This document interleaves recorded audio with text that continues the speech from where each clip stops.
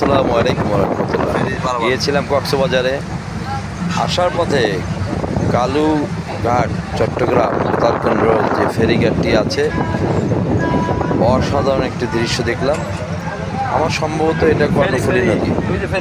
আল্লাহ তাআলা শীত নদীর সৃষ্টি দেখে এসলাম সমুদ্র। আল্লাহ তাআলা কে অনেকে দেখে না। তোমরা যদি আল্লাহ তাআলাকে না দেখো, তাহলে নদীর কাছে যাও, সমুদ্রের কাছে যাও, পাহাড়ের কাছে যাও, তুমি খুঁজে পাবে।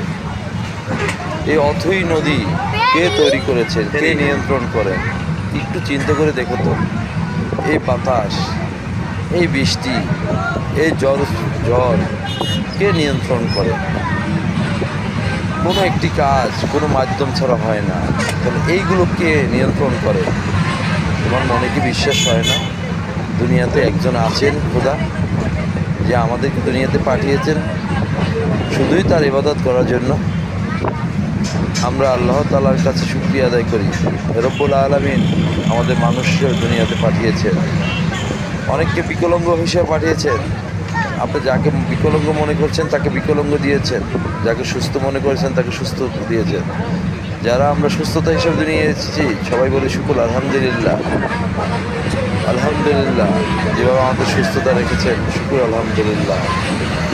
রব্বুল আলামিনের কাছে লাখো লাখো ফরিয়াদ যে আমাদেরকে সবাইকে ভালো রাখুন, সুস্থ রাখুন।